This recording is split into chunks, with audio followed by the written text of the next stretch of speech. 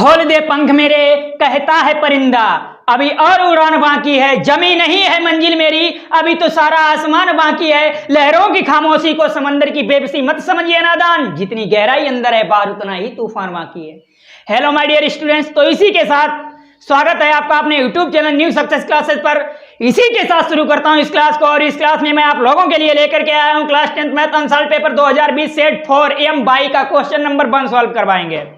इससे पिछली वीडियो में मैंने जो अदर्स आपके अनसॉल्व पेपर्स थे वो सॉल्व करवा दिए। किसी भी स्टूडेंट ने उन्हें कंप्लीट नहीं कर पाया है तो लिंक आपको डिस्क्रिप्शन में मिल जाएगी, आप लोग वहां से कंप्लीट कर सकते हैं। वीडियो देखने से पहले यदि आपने अभी तक चैनल को सब्सक्राइब नहीं किया तो सबसे पहले चैनल को सब्सक्राइब कर लें और बेल आइकन को जरूर प्रेस कर लें, और वीडियो को ज्यादा से ज्यादा शेयर कर दें, अपने फ्रेंड सर्किल में लाइक बाइक कर दिया करो भाई। तो देखिए यहाँ पे क्वेश्चन नंबर 1 का एक एक करके सारे प्रश्नों का गर्दा उड़वा देंगे। तो यहाँ पे आपको लिख लेना है 1 का हल, 1 का है, ठीक है।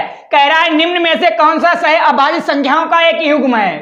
युग्म दिए गए हैं, सह अभाज्य संख्याओं का आपको एक युग्म छांटना है, इनमें से कौन सा है। कैसे छांटेंगे आपको बताएंगे। देखिए पहले तो यहां पर ये लिखा है, क्या लिखा है आपको दिखाई दे रहा है, सह अभाज्य लिखा है। देखिए यहां पर ये लिखा हुआ है सह अभाज्य। सह अभाज्य का मीन्स क्या होता है, जब तक आपको ये नहीं मालूम होगा कि सह अभाज्य नंबर कौन से होते हैं, सह अभाज्य का मीन्स क्या होता है, आप तब तक इन प्रश्नों का गर्दा नहीं उड़ा सकते मेरे भाई। तो यहां पर आपको सह अभाज्य संख्याएं ज्ञात कर, ये मालूम होना चाहिए कि सह अभाज्य का मीन्स क्या होता है। देखिए सह अभाज्य जो होता है इन्हें इंग्लिश में कहते हैं को प्राइम नंबर। सह अभाज्य इंग्लिश इसकी क्या है, को प्राइम, ठीक है, को प्राइम। इनका मीन्स क्या होता है, इनका मीन्स ये होता है कि जैसे जिनका हम महत्तम समापवर्तक लें, मासा निकालें, तो मासा हमेशा उन दोनों संख्याओं का 1 आना चाहिए, ठीक है। को प्राइम नंबर्स उन्हें कहते हैं जिनका मासा 1 होता है। तो यहां पर आपको एक लाइन लिखनी है, क्या लिखनी है कि जब भी को प्राइम नंबर की बात करें, सह अभाज्य संख्याओं की बात करें, तो यहां पे आपको लिखना है कि सह अभाज्य संख्याएं वो होती हैं, सह अभाज्य संख्याएं वह संख्याएं हैं,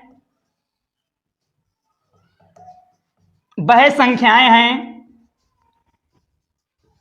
जिनका हम क्या निकालें, जिनका हम मासा निकालें या महत्तम समापवर्तक। उनका अगर महत्तम समापवर्तक हमेशा 1 रहे, जिनका मासा 1 यानी 1 होता है, कितना होता है, 1 होता है, उन्हें क्या कहते हैं, को प्राइम नंबर्स कहते हैं, यानी कि सह अभाज्य संख्याएं कहते हैं, ठीक है। ये बात आपको दिमाग में डाल लेनी है। अगर ये बात आपको मालूम होगी तभी आप इसका गर्दा उड़ा पाएंगे, अन्यथा नहीं। कुछ चीजें ऐसी होती हैं जो जिनका कांटेक्ट मेरे माइंड से होना चाहिए, अगर नहीं होगा तो आप नहीं छांट पाओगे। एक एक नंबर का क्वेश्चन है और गर्दा सबका उड़ेगा। तो को प्राइम नंबर्स क्या होते हैं, वह संख्याएं, अभाज्य संख्याएं वह संख्याएं होती हैं जिनका मासा 1 होता है। अब आपको देखना यह है कि इनमें से किन संख्याओं का मासा 1 है। मुझे मालूम है कि आपको मासा निकालना आता होगा, ठीक है। तो आपको क्या छांटना है, मासा छांटना है। जिनका मासा 1 होगा वे आपके को प्राइम नंबर होंगे, सह अभाज्य संख्याएं होंगी, ठीक है। तो यहाँ पे देखिए पहला ऑप्शन दिया गया है 14 और 35। देखिए यहाँ पे 14 और 35 की बात करें तो यहाँ पे मासा कितना निकल रहा है, यहाँ पे ऐसा नंबर छांटेंगे जिनका दोनों में भाग चला जाए, ठीक है।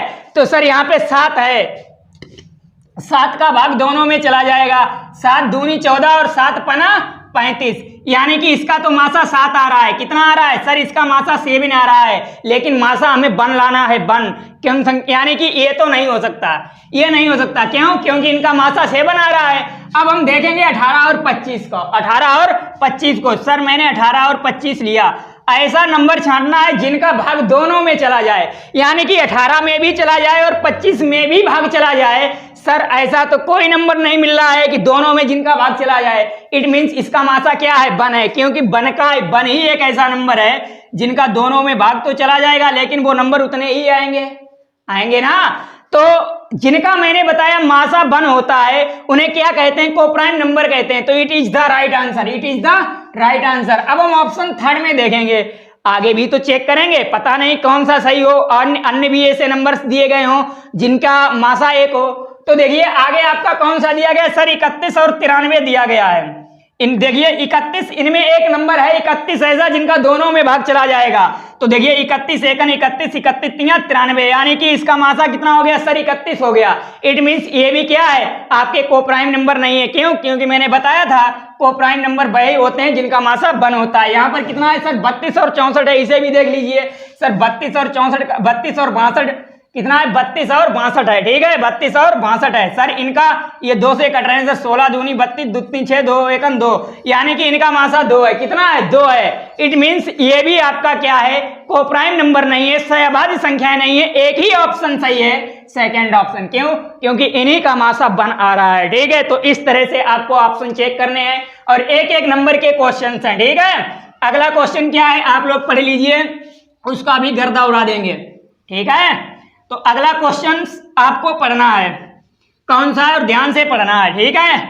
इसको रफ कर दे रहा हूं और यहां पर लिखना है हमें क्वेश्चन नंबर खा।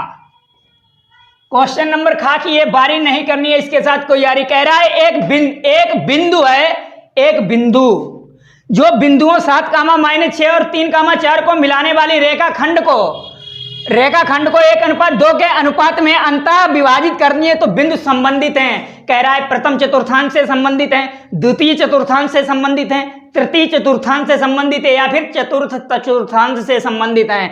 तो यहां पर आपको देखना है कि ये पहले तो आपको भाई एक बिंदु जो है वो बिंदु निकालने होंगे, फिर ये देखना होगा कि सर कौन सा चतुर्थांश क्या होता है। आपको ये मालूम होना चाहिए कि सर पहली बात तो देखिए आपको ये मालूम होनी चाहिए वो बात क्या है। वो बात ये है जैसे चतुर्थांश सब जानते होंगे, ये एक्स एक्सिस होता है, ये आपका वाई एक्सिस होता है, ठीक है। और आपको ये भी मालूम होता है ये एक्स डैश एक्सिस होता है, और आपको ये भी मालूम होगा सर ये वाई डैश एक्सिस होता है, और आप ये भी जानते होंगे सर ये फर्स्ट क्वाड्रेंट होता है, प्रथम चतुर्थांश बोलते हैं सर, ये सेकंड क्वाड्रेंट द्वितीय चतुर्थांश होता है सर, ये थर्ड क्वाड्रेंट होता है, तृतीय चतुर्थांश होता है सर, ये फोर्थ क्वाड्रेंट यानी कि चतुर्थ चतुर्थांश होता है, ठीक है।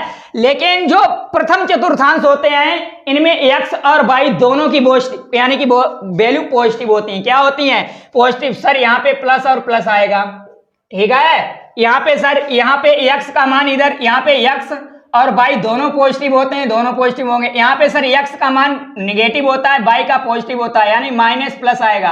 सर अगर यहाँ बात करें, नीचे की बात करें, सर ये वाला अगर पार्ट है यहाँ पे वाई तो निगेटिव होता ही है, लेकिन ये वाला चतुर्थांश में एक्स भी निगेटिव होता है, यानी कि एक्स और वाई दोनों निगेटिव होंगे। सर इसमें वाई निगेटिव, लेकिन इस वाले चतुर्थांश में क्या होता है सर एक्स पॉजिटिव होता है, यानी प्लस और माइनस आएंगे, ठीक है। तो ये बात आपको ध्यान रखनी पड़ेगी दिमाग के अंदर कि कौन सा चतुर्थांश में कौन कौन सी वैल्यू पॉजिटिव होती हैं, ठीक है। और आपको क्या है वो बिंदु भी निकालने पड़ेंगे कि बिंदु मेरे आते कौन से हैं। तो उसके लिए आपको एक फार्मूला दिया गया होता है। वो फार्मूला क्या होता है, जैसे ये कोई एक अंतःखंड लाइन है, यही कह रहा है कि ये एक बिंदु है, जो बिंदुओं जैसे ये पॉइंट ए है और ये पॉइंट बी है और ये पॉइंट क्या है पी है, पी इसके निर्देशांक एक्स कामा वाई, ये जो एक्स कामा वाई हैं ये आपको निकालने भी पड़ेंगे और ये भी बताना पड़ेगा कि ये कौन से चतुर्थांश में है, ठीक है। तो यहाँ पे ये पॉइंट है तो 1 नंबर का क्वेश्चन, लेकिन काफी बड़ा क्वेश्चन है, ठीक है। तो यहाँ पे ये पॉइंट ए है, ए क्या है सर, पॉइंट ए 7, -6 है, 7, -6 है। पॉइंट सर बी है, बी क्या है, बी सर 3, 4 है, ठीक है। यहाँ पर जो पॉइंट ये है इन्होंने जो इस रेखाखंड को विभाजित किया है वो 1:2 में, यानी कि ये 1:2 के अनुपात में विभाजित है। ये पार्ट यहाँ से यहाँ तक 1 है और यहाँ से यहाँ तक सर 2 है, ठीक है। तो अब आपको यही फार्मूला लगा देना है, कौन सा, रेखाखंड। रेखाखंड मैंने बताया था जहां पर भी आपको लिखा मिल जाए अंतः रेखाखंड का अंतः विभाजन, क्या अंतः विभाजन, ये इतना वर्ड जो लिखा है अंतः विभाजित करती हैं, ये वाला जहां भी आपको लिखा मिल जाए तो समझ लेना कौन से यानी रेखाखंड के अंतः विभाजन का फार्मूला लगेगा। सर वो फार्मूला कौन सा होता है, वो फार्मूला ये होता है, यहां पे लिख लेना है रेखाखंड का अंतः विभाजन, ठीक है।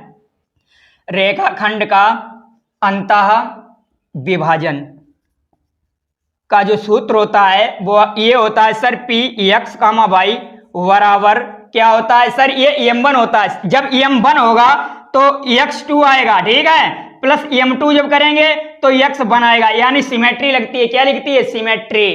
अगर m1 होगा तो x2 होगा। याद करने की ट्रिक है कि m1 होगा तो x2 होगा और m2 होगा तो इसके साथ बनाएगा, ठीक है। और अपान में m1 प्लस m2 ही होता है, अपान में m1 प्लस m2 ही होता है। सर दूसरा इसका जो पॉइंट होता है वो कौन सा होता है, मैं इसे रफ कर देता हूं और फिर बाद में आपको समझाता हूं, ठीक है।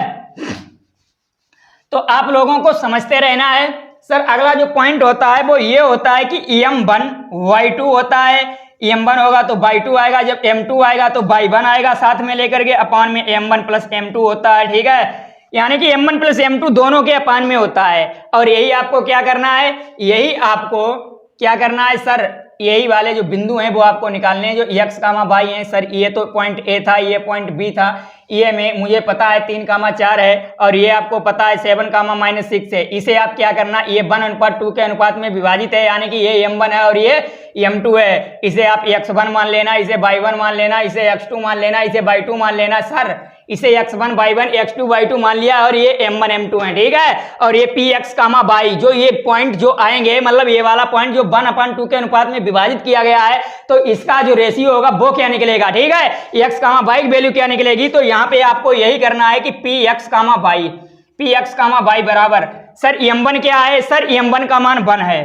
ठीक है। x2 क्या है, सर x2 का मान 3 है। m2 क्या है सर 2 है। x1 क्या है सर, x1 का मान क्या है 7 है, ठीक है। अपान m1 प्लस m2 1 प्लस 2 है, ठीक है। यहाँ पे आपको m1 का मान 1 है, y2 का मान कितना है सर 4 है, प्लस m2 का मान सर 2 है, m2 y1 का मान कितना है, y1 का मान है मेरे पास -6 अपॉन m1 प्लस m2 यानी 1 प्लस 2।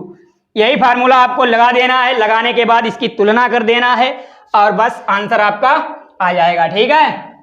तो यहाँ पर जो मैंने क्वाड्रेंट वाली बात बताई वो चीज आप लोगों को आई होप समझ में आई होगी, ठीक है। आगे बढ़ते हैं, आगे क्या है, आगे ये है सर, यहाँ पे जो px, y है, ये क्या है, ये px, y बराबर, इसे सॉल्व कर देना। 3 बन जा 3, 7 दूनी 14 और 3 और 14 कितने, 3 और 14 कितने होते हैं सर, 7 दूनी 14, 14 और 3 17, 17/3, ठीक है। यहाँ पे सर कितना आएगा, m1 x2, x1 y1 यानी कितना था सर 3, 4 था, x2 m1 x2 का मान कितना था सर, x2 का मान था 4। देखिए यहाँ पे यही तो बिंदु थे आपके, ये पॉइंट P था और ये B था और B इसके 3, 4 था, यही आपका x2 और y2 था, x2 y2 था, ये x1 y1 था। सर m1 x2 का मान तो है तो सर 3, चलिए 3 ही है। तो यहाँ पे आपको क्या लिखना है, 3 और 7 दूनी 14, 14 और 3 17/3, ठीक है। और 2 1 3, ठीक है, 14 14 3 17। यहाँ पर देखिए 4 और माइनस का 12 है, कितना है माइनस का 12, 12 में से 4 गया कितना आएगा, 6 दूनी 12, ये 4 है, यानी कि प्लस का 4 है, यहाँ पे प्लस का 4 माइनस का 12 है, अपॉन में 3 है, तो 12 में से 4 गया 8, माइनस का 8/3 आएगा, ठीक है।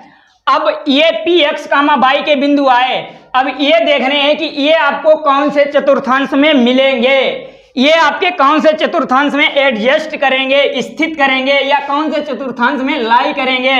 तो देखिए 1 नंबर का ही क्वेश्चन था, लेकिन क्या था कि काफी लॉन्ग प्रोसेस थी, तो यहाँ पे आपको शॉर्ट ट्रिक हम बता देंगे, लेकिन समझाना भी जरूरी था, ठीक है, क्योंकि बेस तो आना ही चाहिए था। तो यहाँ पे क्या था, यहाँ पे सर ये मेरा x एक्सिस था और सर ये y था, सर ये x डैश था, ये y डैश था। यहाँ पे सर प्लस प्लस आते हैं, यहाँ पे सर क्या आता है, यहाँ पे सर प्लस माइनस का प्लस आता है, क्या आता है माइनस प्लस आता है, यहाँ पे सर माइनस माइनस आता है, यहाँ पे सर प्लस प्लस और माइनस आता है, ठीक है। तो यहाँ पे आपको देखना है कि ये प्लस का है और ये माइनस का, यानी प्लस और माइनस कहाँ पे मिलेगा। तो देखिए ये तो प्लस प्लस है, ये माइनस प्लस है, सर ये दोनों माइनस हैं, ये दोनों माइनस है, सर ये प्लस माइनस, यानी कि ये कौन सा क्वाड्रेंट है सर, ये फर्स्ट है, ये सेकंड है, ये 3 है और ये सर 4 है, यानी कि 4th क्वाड्रेंट में लाई करेंगे। क्या कौन से क्वाड्रेंट में करेंगे, 4th क्वाड्रेंट में, ठीक है। तो 4th क्वाड्रेंट यानी कि ऑप्शन जो 4 है, 4 is the right answer, option 4 is the right answer. आपको देख लेना है। अब देखिए शॉर्ट ट्रिक क्या थी कि सर आप तो कह रहे थे शॉर्ट ट्रिक भी बताएंगे। शॉर्ट ट्रिक ये थी कि यदि आपको निगेटिव वाले जो दिए जाए, निगेटिव वाला जो आपको यानी कि पॉइंट दिया जाए वही आपका आंसर होगा। सर यहाँ पे प्लस माइनस था और प्लस माइनस फोर्थ क्वाड्रेंट है, इट मींस ये इनके जो बिंदु भी निकलेंगे वो भी फोर्थ क्वाड्रेंट में ही लाई करेंगे। ठीक है, ये शॉर्ट ट्रिक थी। अब आपको क्या लगाना है, क्वेश्चन नंबर गा का गर्दा उड़ा देना है। पढ़ लीजिए इसको, तब तक मैं रफ कर देता हूं। ठीक है, क्वेश्चन नंबर गा, इसका भी गर्दा उड़ा देंगे ओनली 1 मिनट। ठीक है, बस आपको क्या करना है कि क्वेश्चन नंबर गा पढ़ लेना है कि किस तरह से इसका काम तमाम करेंगे। सर जो क्वेश्चन नंबर गा है, जो क्वेश्चन नंबर गा है वो कह रहा है 5 सेंटीमीटर त्रिज्या के वृत्त पर उसके केंद्र से 13 सेंटीमीटर दूर स्थित एक बिंदु से खींची गई स्पर्श रेखा की लंबाई ज्ञात करवा रहा है। कि 5 सेंटीमीटर त्रिज्या का एक वृत्त है और उसके केंद्र से 13 सेंटीमीटर की दूरी पर कोई एक बाह्य बिंदु है।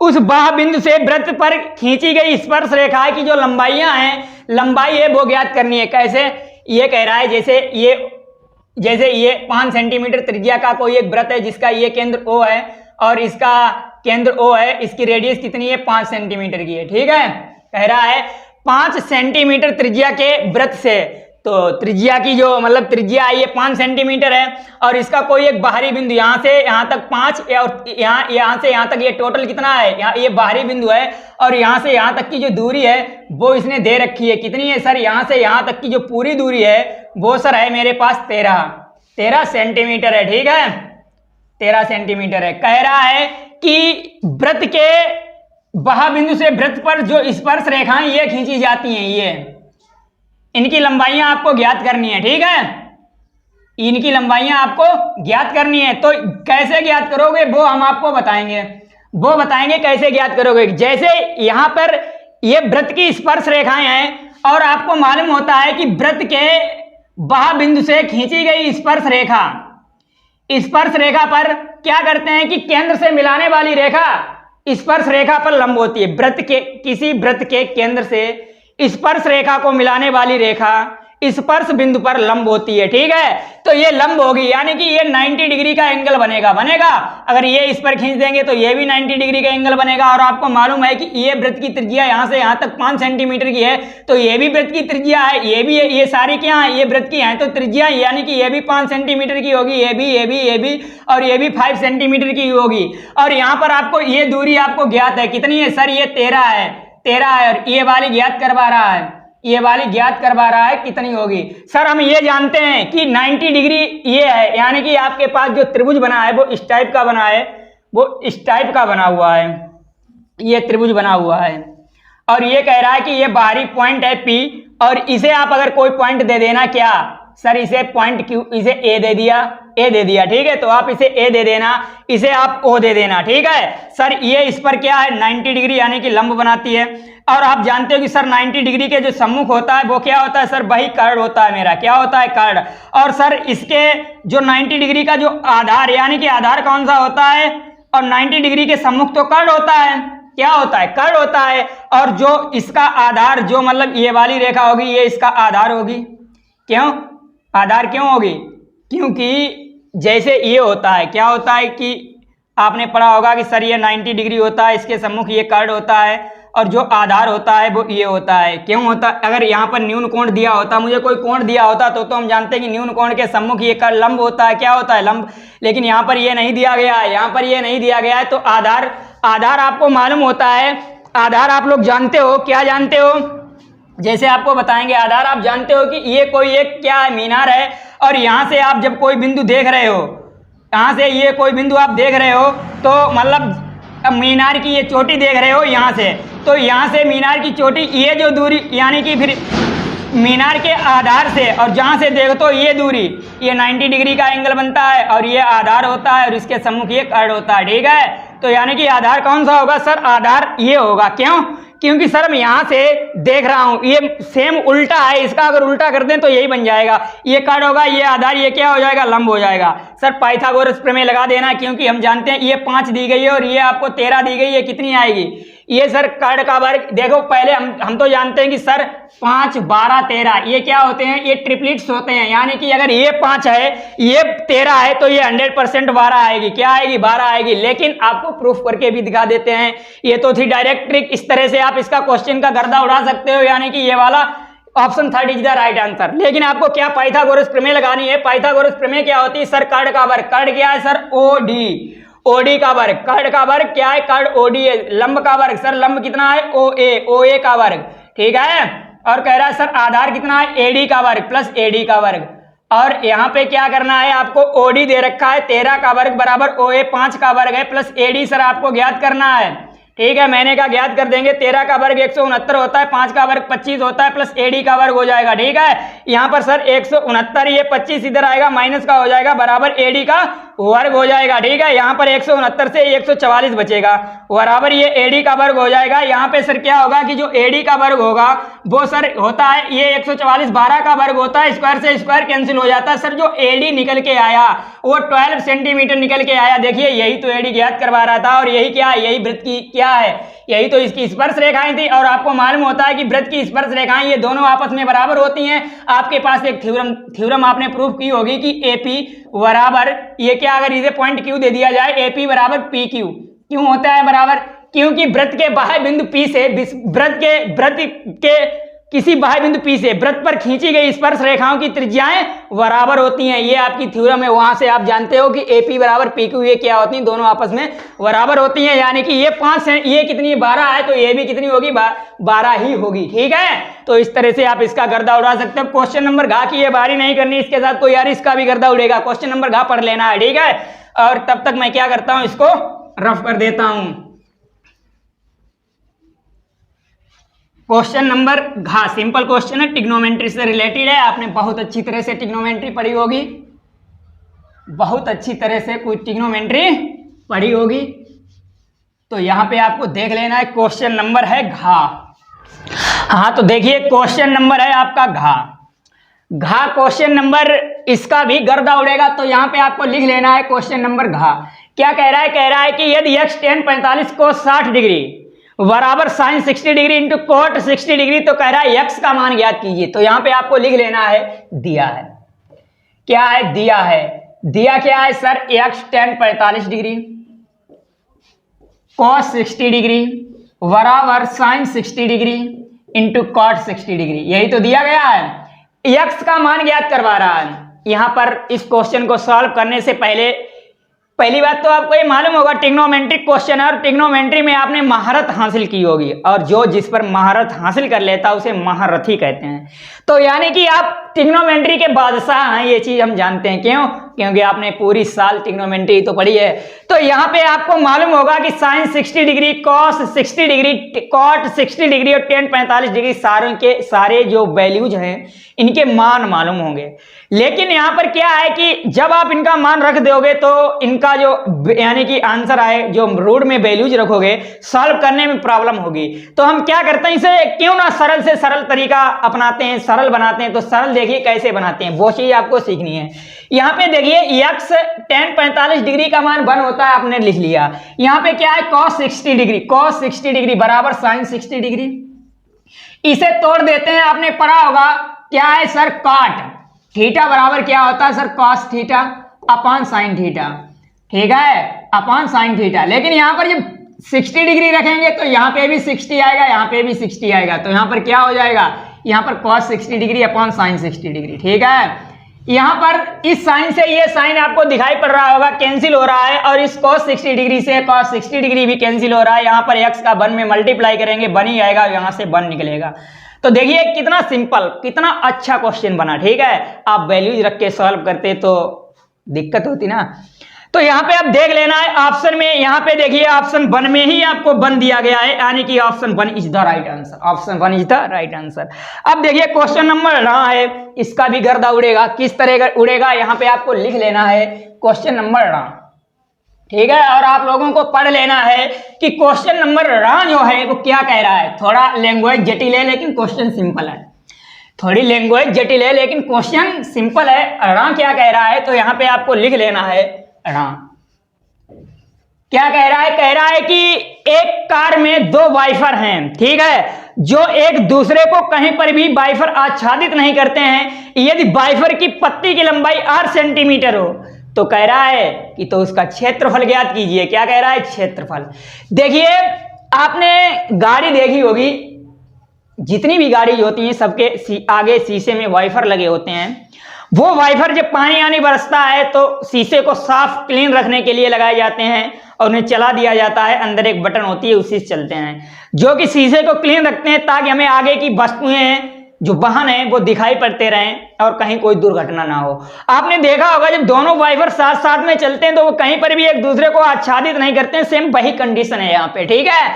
तो यहाँ पे जैसे मान लिया कि ये कोई एक वाइफर है और ये वाइफर जब चलेगा तो इस तरह गति करेगा ना, और ये जो एंगल है ये 120 डिग्री पर गति करता है, मतलब 120 डिग्री एंगल ही तक करेंगे। ये एक वाइफर है और वाइफर हैं कितने? वाइफर आपके पास दो हैं। कितने हैं सर? दो वाइफर हैं। तो यहां पर आपको दिखाई दे रहा होगा ये क्या है? ये सर त्रिज्य खंड, यानी कि इसे सेक्टर कहते हैं। ये सेक्टर के आकार का है, यानी सेक्टर नुमा है, सेक्टर नुमा है। इसे हिंदी में कहते हैं त्रिज्य खंड, ठीक है।